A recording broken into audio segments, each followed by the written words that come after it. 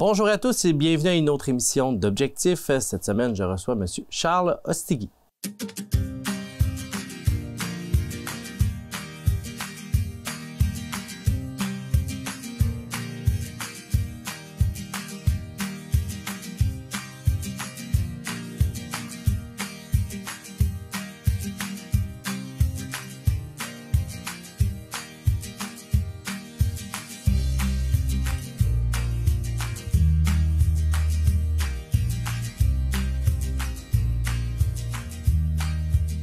Bonjour Charles. Salut. Ça va bien? Ben oui, toi? Oui, merci de venir nous rencontrer pour discuter de toi, de ton entreprise, de ce qui t'allume dans la vie. Ça devrait être une rencontre bien intéressante, je pense. Ben merci de me recevoir. Oui. Nouveau, je dirais, dans la région. Tu es ici depuis 2 ans.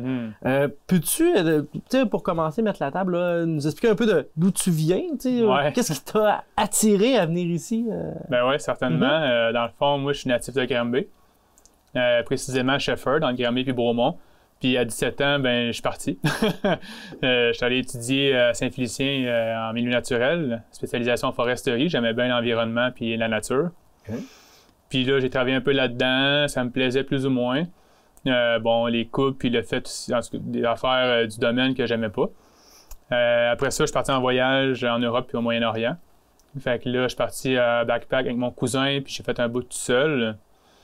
Puis là, j'ai vraiment commencé à composer la musique plus en voyage avec ma guitare. J'ai joué dans les rues aussi là-bas à Bruxelles, à Amsterdam, à Prague. Je jouais dans les rues là, busking là, finalement. Puis je faisais du cash là, pas grand-chose, mais assez pour aller... subsister à tes besoins. Ouais, ben tu sais, c'était plus pour le trip là, que d'en vivre là, mais tu sais, à l'époque aussi, j'avais 20 ans, puis on faisait le party pas mal là. Fait que, tu sais, c'était la tournée de l'Europe, les 2 gars de 20 ans là. Pas besoin de faire un scénario complet, là. Je pense que tu comprends la chose. Oui. Puis là, après ça, j'ai continué tout seul, puis j'étais allé au Moyen-Orient, puis là, ça a été vraiment un choc culturel, là. En plus, j'étais allé en Syrie avant la guerre, là, puis là, ça a été vraiment hard, là, quand même, là, puis... Mais c'était des beaux souvenirs, j'en garde, mais là, je suis revenu à la maison après ça.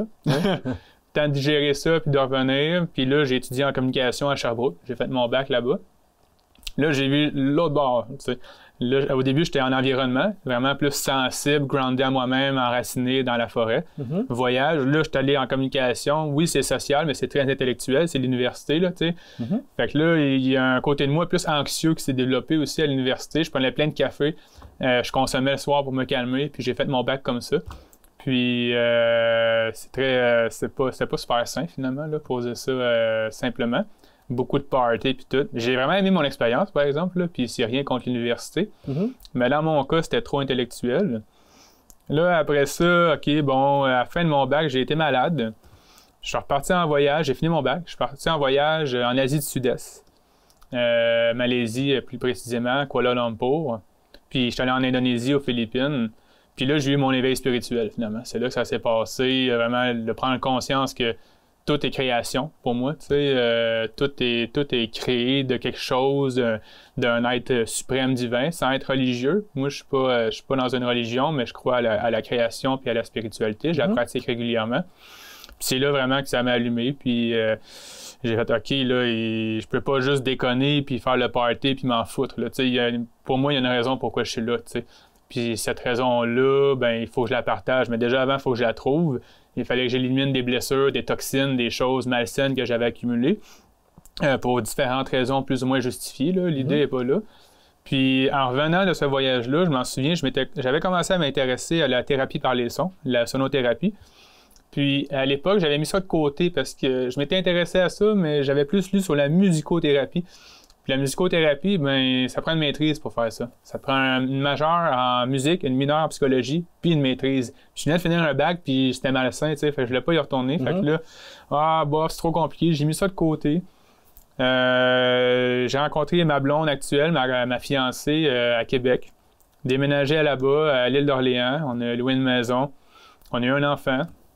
Là, OK, un enfant, ça change une vie. Ça restructure la... Ouais, c'est ça. Puis là, tu retournes vraiment dans tes coins sombres, puis en même temps, tu vois des belles choses aussi que tu avais oubliées, tu sais, de l'enfance, là, finalement, qui reviennent. J'ai fait des travaux manuels parce que je me suis rendu compte que je ne savais pas me servir de mes mains. Puis là, en tant que père de famille, je me sentais comme responsable d'être capable de réparer des affaires qui brisent. C'est assez pratique, tu sais. Quoi qui pète à la maison, 1000$ faire réparer, bon, tu sais. Ça va vite. Ça va vite, vraiment. Puis là, OK, là, ouais, travaux manuels, j'ai travaillé sur des vergers, une citrerie, fait des patinoires, travaillé dans les loisirs à Bois-Châtel. Puis là, avant la pandémie, avant la COVID, on voulait s'acheter une maison entre Québec et Granby. Okay. Fait que c'était ça l'objectif. C'était le critère principal. Le critère principal, tu sais, puis fait que ça avait, on avait une bonne marge de manœuvre, on ne voulait pas payer trop cher, puis avoir un minimum de terrain pour cultiver des arbres à fruits, puis des légumes, avoir des poules. Puis on est arrivé ici. Puis à Saint-Jacques-de-Lydres, précisément. Mm-hmm. Puis je sais pas pourquoi ça l'a tombé là. C'est même encore aujourd'hui, c'est ça qui est drôle, tu sais, on aime la région. Moi, je suis un gars de plein air, j'ai étudié là-dedans.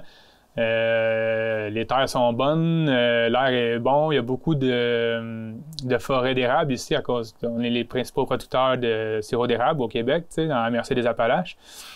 Puis ça fait que l'air n'est pas pollué trop par l'agriculture normale. Les champs puis tout, là, ça fait beaucoup de produits chimiques. Tandis que les érablières, ben, c'est des forêts. Fait que tu as beaucoup plus d'air pur, d'animaux sauvages puis tout. Fait que ça nous a vraiment, vraiment fait comme OK, ici, ça nous plaît. Puis la maison qu'on a achetée n'était pas excitante. C'était pas wow, une maison de rêve et tout, mais c'était là, le toit était neuf, il y avait des affaires, des gros morceaux de fête, puis il y avait un choix un peu rationnel aussi là-dedans. J'aurais pas à refaire mon toit, j'aurais pas à refaire ma plomberie. Il y avait des bonnes choses. C'est proche de Québec, pas trop loin de Granby. On est proche de tout ici. Puis moi, dans mon métier que je fais actuellement, mais ça me sert parce que moi, je me déplace. Puis si je fais 1 heure à la ronde, j'ai beaucoup de marchés. Fait que c'est ça. Fait qu'on a planté des arbres, on a fait de la réno. On va faire notre gros jardin cette année, puis replanter des arbres.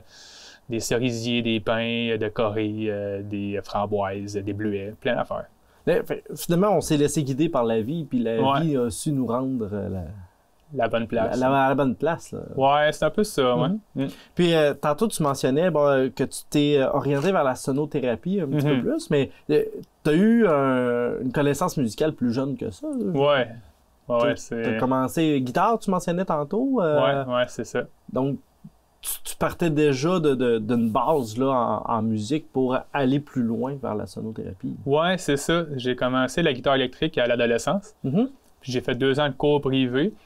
Puis après ça, j'ai fait beaucoup de djembé à Saint-Félicien, au cégep. Il y avait des soirées de djembé, là, on jouait à en avoir mal aux mains. Là, puis j'ai appris ça plus là. Après ça, j'ai fait du chant, j'ai fait des cours de chant privé aussi. Puis il y avait toujours un désir de faire un band, de jouer de la musique, de faire des shows. Puis là, finalement, récemment, je me suis rendu compte que le désir, c'était pas tant de faire des shows, mais plutôt de vibrer puis de partager les vibrations. Parce que les vibrations ont vraiment des propriétés thérapeutiques, quand ils sont bien utilisées. Tout est vibration. Tout ce qu'on voit, ça vibre. Même la vision, on pense que ça bouge, mais on s'en rend pas compte. Puis ça, c'est Einstein, le premier qui l'a dit, c'est pas... fait que, tu sais, tu pars de ce principe-là, puis tu dis, bon, ben, que si tout bouge, il y a un autre principe aussi qui dit que par résonance, les choses s'accordent ensemble. Tu mets 2 pendules à côté, à un moment donné, ils vont faire ça en même temps. Tu peux les partir croche, puis ils vont se suivre. T'sais. Fait que la thérapie par le son fonctionne de même. Mais pour revenir à la musique, c'est ça, j'ai toujours eu le désir de jouer la musique, j'aime ça. Déjà, ça me fait du bien, tu sais. Mais il y avait des choses qu'il fallait que je résoudre. Il y avait des blessures de l'ego, des blessures d'être rejeté, de ne pas être accepté. Il y a beaucoup de chanteurs qui ont cette blessure-là, chanteurs et des chanteuses, là, que finalement, ils performent pour être acceptés, puis ils se rendent compte qu'en performant, ils sont pas plus heureux. Puis il y a des bons chanteurs qui sont suicidés, là, sans nommer. Moi, j'ai écouté longtemps Audioslave puis Linkin Park, là, dans le temps que j'étais plus... dans la musique comme ça, tu sais, puis c'est des chanteurs exceptionnels, là, puis les deux, ils sont suicidés, tu sais, il y avait des blessures qui n'étaient pas résolues, finalement, tu sais, parce que quand tu regardes l'extérieur, ces gars-là, on dirait qu'ils ont tout, tu sais, ils sont populaires, ils ont la richesse, tu sais, puis pourtant, à l'intérieur, il y a quelque chose qui est terriblement souffrant, tu sais. Fait que là, moi, en arrivant à Saint-Jacques-de-Lydres, tu sais, je joue encore de la musique, ça fait un bout que je fais de la création, puis j'avais commencé à faire des spectacles de chansonniers. J'ai fait ça 1 an ici, puis à un moment donné, j'ai fait non, ça me rend pas heureux, tu sais. Puis au lieu de continuer à m'enfoncer, j'ai arrêté ça. J'ai dit, OK, non, chansonnier, c'est assez. Je suis retourné vraiment plus en création. Puis entre-temps, j'avais commencé aussi des ateliers d'éveil musical. Ça, c'est une cliente qui me dit, tu fais-tu l'atelier d'éveil musical, toi? Puis j'ai dit, hey, ben, j'avais déjà pensé à ça, mais non, mais oui. Ouais, je vais faire ça, tu sais. Puis de fil en aiguille, je me suis rendu compte que j'aimais vraiment ça. Parce que justement, ça me sort de moi, tu sais. La création musicale, c'est le fun, tu sais. Ça me fait triper, mais le contexte de mettre ça en place, tu sais, puis toute cette dynamique-là de vouloir pogner, puis tu sais, il y a toute une image de marque, il y a du marketing, il faut que tu fasses des contacts, tu sais, ça vient un peu fake finalement à un moment donné, tu sais. Puis ça m'a vraiment écœuré. Ça n'empêche pas que j'en fais encore, mais c'est l'idée de vivre absolument de la création. Ça a pris le bord. Il faut que je sois bien avec moi-même, puis il faut que je fasse du bien au monde, pas simplement avec mes tunes, puis avec ma musique à moi, tu sais. Mais plutôt de faire vivre la musique, de faire vivre les sons, tu sais, de les partager. Ils ne sont pas à moi, ces sons-là, tu sais. La création, oui, ça vient de moi, mais il y a de l'inspiration aussi qui vient d'ailleurs, tu sais. Oui, je comprends. Puis, du moment où tu as ce désir de transmettre une passion, c'est une belle volonté, mais de dire que maintenant, j'en fais une entreprise, c'est-à-dire que je veux en vivre, ça doit pas être, tu sais, ça passe par différentes étapes, puis, tu sais, c'est en évaluation constante, là, tu sais, je pense pas que tu as terminé de développer ton offre. Elle est où la ligne où qu'on dit, bon, OK, oui, je me lance, puis je sens que c'est un bon moment pour en vivre? C'est vraiment une bonne question, puis je pense que j'ai pas la réponse à cette question-là. Moi, c'était avant d'arriver à Saint-Jacques-de-Leeds, j'avais déjà ce désir-là. C'était déjà ça que j'avais programmé. On a mis de l'argent de côté en appartement pour mettre un bon cash down, avoir un bon montant de côté, faire des rénos. Puis on avait encore du cash qui rentrait. On s'était bien organisé pour me laisser du temps. Puis moi, à la base, c'était comme mon compromis, je vais faire des shows de chansonniers. C'était ça mon compromis pour en vivre. Puis là, en faisant des shows de chansonniers, ben là, j'ai fait de l'éveil musical. Là, OK, ça, j'aime plus ça, puis c'est plus payant, il y a plus de demandes. Ça m'a amené à lâcher le chansonnier. Mais on avait encore un peu de rentrée d'argent quand même, puis tu sais, financièrement, c'était pas trop stressant jusqu'à récemment, tu sais, que là, c'est juste moi, tu sais. On a des enfants, puis on a des allocations du gouvernement, là, comme tout parent du Québec, mais on peut pas vivre juste de ça, là, on s'entend, là. Fait que là... C'est dur à dire, tu sais, finalement, je dirais qu'à un moment donné, il faut suivre un peu son intuition puis faire d'autres choses qui sont pas nécessairement ce qu'on voulait, tu sais, sortir un peu de sa propre volonté, tu sais. Mettons que quelqu'un est ébéniste, qui fait de l'ébénisterie, mais il pourrait aussi donner des ateliers d'apprentissage, de monter votre propre coffre, louer son local, tu sais, de juste, plutôt que de dire « je fais juste ça », tu sais. Je pense que c'est ça un peu qui fait que ça marche. Puis aussi que finalement, tu t'oublies un peu. Tu sais, quand on est toujours dans nos affaires à moi, tu te refermes, tu sais, puis ça amène des problèmes aussi, tu sais. Puis il y a de la consommation qui peut en suivre aussi, que ce soit le pot, l'alcool, whatever, tu sais, des dépendances. Il y en a qui le vivent bien aussi, tu sais, qui sont solitaires naturellement. Moi, c'est pas mon cas, tu sais. J'ai besoin d'être en relation avec le monde. Mais la ligne, pour répondre précisément à la question, c'est bien dur à répondre, mais je sais que c'est ça qu'il faut que je fasse. Ben, c'est correct. Tu sais, je pense que je pense qu'il y a bien des gens qui tu sais, ceux qui ont des belles histoires de succès après un certain temps, je pense que c'est parce qu'ils écoutent leur voix intérieure, tu sais, de se réaliser. Fait que, tu sais, de sentir qu'on est sur notre X sans savoir trop pourquoi, je pense que c'est déjà un bel objectif d'atteindre sans trop savoir pourquoi. C'est à peu près ça, de sentir qu'on est à bonne place, puis tu sais, on sait quand on fait les bonnes choses, puis on sait quand on fait le mal. T'sais. Des fois, c'est dur parce qu'on a toutes sortes de blocages, toutes sortes de patterns, de mauvais réflexes qu'on a développés dans notre vie pour pas souffrir, finalement. Mais intérieurement, moi, ce qui m'aide beaucoup, c'est d'avoir les enfants. Ça m'a vraiment propulsé, puis ça m'a obligé à être mature, finalement. Là, je pense que c'est soit tu deviens mature ou soit tu deviens malheureux. Quand tu as des enfants, là... Puis ça m'a obligé à prendre soin de moi finalement, puis à arrêter de consommer, puis à me coucher le soir. Puis je me lève à 5 heures tous les matins, puis je fais ma méditation. C'est pas compliqué, il n'y a pas de « Ah, un matin, ça... non, regarde, si tu le fais, puis point à la ligne. » mais je pense que c'est ça. Mais sentir qu'on est à la bonne place, c'est pas toujours évident. Est-ce que c'est vraiment senti ou est-ce que c'est ton mental qui parle? ça prend beaucoup de recul sur soi-même. Puis ça, c'est difficile parce que tu as le stress financier, la maison, les enfants. Tu sais, quand tu es travailleur autonome, c'est ça, tu as les épaules pleines. Là. Puis si on revient un petit peu à ce que tu offres finalement pour ça, on parle d'éveil musical. Ça comprend quoi exactement? Ben, dans le fond, c'est des ateliers d'éveil musical avec les enfants de 3 à 12 ans. Puis je vais travailler en garderie, en camp de jour, en loisirs, puis dans les bibliothèques. Puis ce que je fais concrètement, j'apporte des percussions, surtout. Donc des tambourines, maracas, djembé, des choses de même. Puis on fait des rythmes ensemble, mais pas juste des rythmes comme « OK, là, on joue en rythme », mais je vais faire des niaiseries avec les enfants. On va faire le train, je les amène dans des mondes, des fois, je les imagine, j'ai fait imaginer qu'ils sont des lutins, puis là, ils rencontrent un loup, fait qu'on fait le loup. Après ça, on fait le hibou pour sentir la respiration et le souffle. Donc, parce que le chant, c'est une affaire corporelle. Il faut que ça circule. Tout le monde peut chanter en passant. Hein. Il y a beaucoup de monde qui ne pense pas ça, mais tout le monde est capable de chanter, c'est juste qu'on a des blocages. Puis les enfants, ils n'ont pas de blocage. C'est pour ça qu'ils ont des belles voix. C'est en vieillissant souvent qu'on a des blocages émotionnels. Puis là, je chante mal. Non, c'est que c'est pogné ici. Puis il faut respirer comme il faut, être groundé, tout ça. Bref, il y en a qui le perdent pas, mais en général, en vieillissant, on vit toutes des choses, puis c'est normal. Là. Il y en a plus qui le perdent qu'ils le gardent, je pense. Ouais, ben c'est ça, mais il est là. Tu sais, quelqu'un qui veut vraiment chanter, déjà de le faire pour toi aussi, tu sais, il y a une différence entre chanter chez vous puis donner un show, tu sais. Tu peux chanter pour le fun sans être une star, là, c'est correct, là, t'as le droit, tu sais. Puis sans avoir la meilleure voix du monde. Mais pour revenir à l'éveil musical, c'est ça, je travaille beaucoup sur le corporel, puis sur le souffle, la respiration. Les rythmes, les percussions, parce que les enfants aiment ça, c'est simple, c'est accessible avec les plus jeunes. Puis plus qu'on vieillit, plus qu'on va faire des activités un peu plus complexes. Comme j'amène ma guitare, puis on fait des chansons trouées. Fait que là, il faut qu'ils écoutent, ils ont des mots, mettons, puis là, ils mettent ça à bonne place dans la chanson. Tu sais, ça les fait travailler. On va faire de la création musicale aussi. Donc là, j'ai fait travailler en sous-groupe après avoir exploré des rythmes. Puis là, ils vont faire des beats devant le groupe, par exemple, après un certain temps. Ils vont pratiquer, ils vont créer.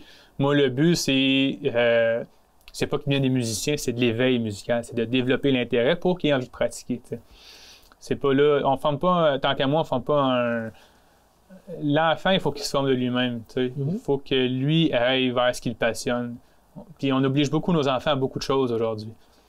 Oui, puis je pense que ça vient apporter une nouvelle dimension. Surtout l'exemple, je dirais, dans les écoles, c'est très... ils vont aussi en termes de facilité, donc tout le monde a le même instrument. Puis c'est souvent la flûte ou le xylophone, des fois, certaines fois, guitare, mais dans le sens où c'est souvent au primaire, c'est souvent toujours la même chose. Je pense que ça vient apporter comme une nouveauté un peu dans tout ça. Là. Puis, tu sais... Ils font un bon travail en enseignement, tu sais, c'est pas ça le problème, c'est juste que c'est un cadre en tant que tel. Exact. Puis c'est le changer de cadre pour l'enfant, c'est intéressant, tu sais, il y a le cadre familial, le cadre scolaire, là il y a un atelier, tu sais, puis finalement il sort de là. Oui, il aura peut-être pas appris autant de choses qu'à l'école, mais il va avoir du fun, tu sais, avec les percussions. Puis ça va lui donner envie de rejouer. Ou puis en limite, il est peut-être pas conscient de ce qu'il a appris. À la limite, c'est ça.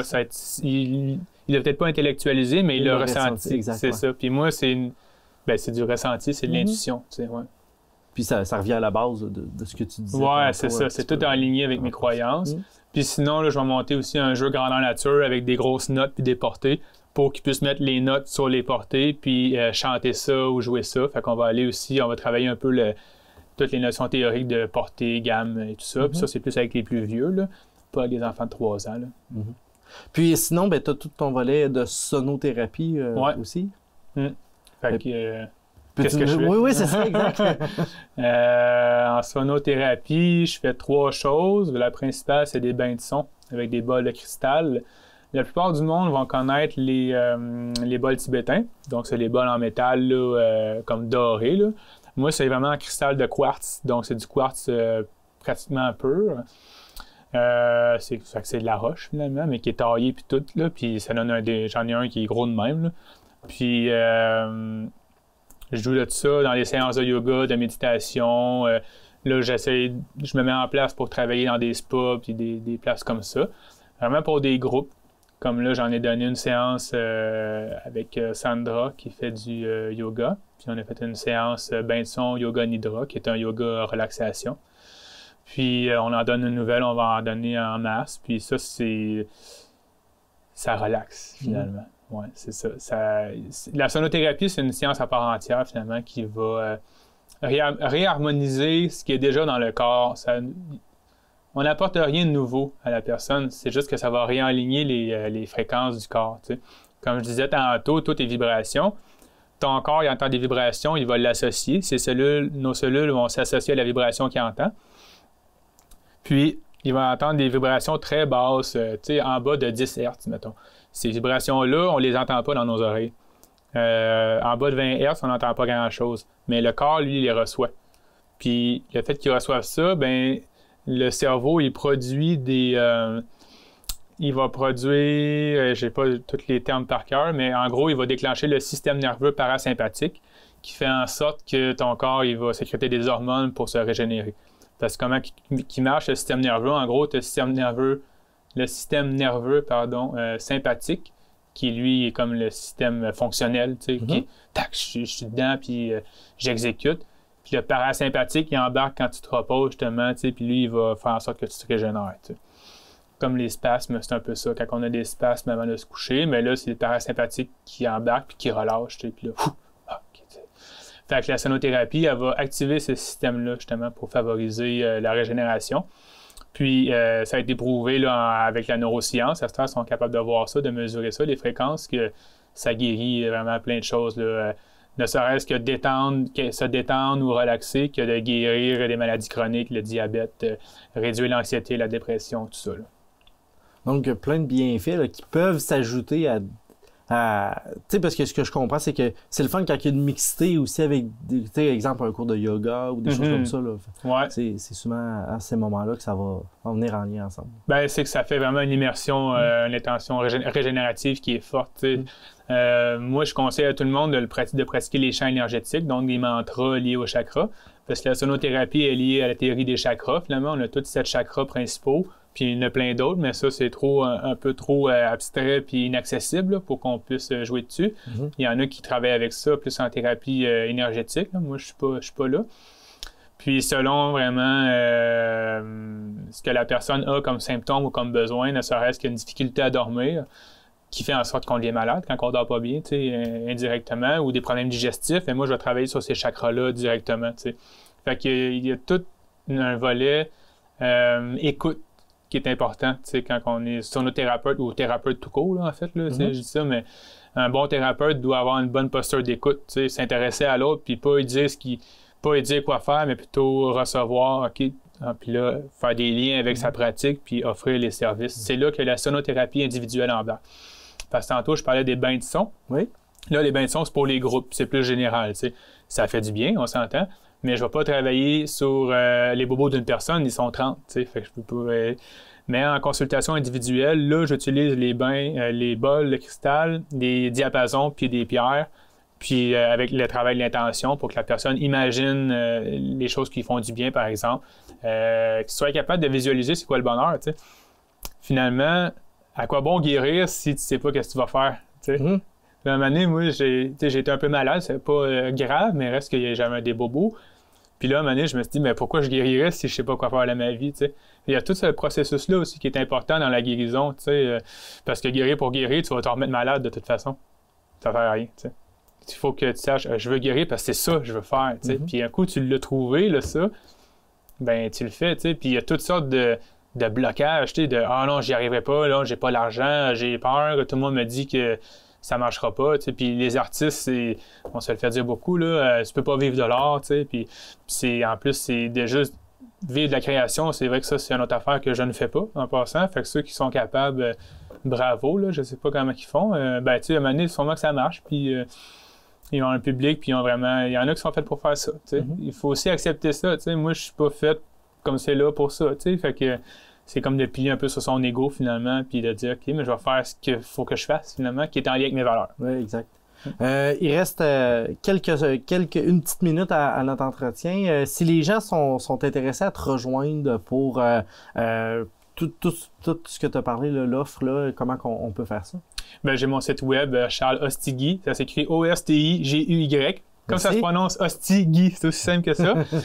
.com, j'ai mon Facebook, Charles Ostigui, mon YouTube. Fait que toutes mes coordonnées sont là-dessus.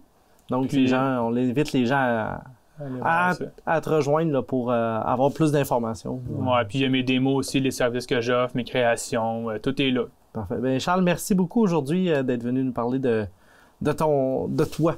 Ben, ça me fait plaisir. Merci également d'avoir été des nôtres pour une autre émission d'Objectif.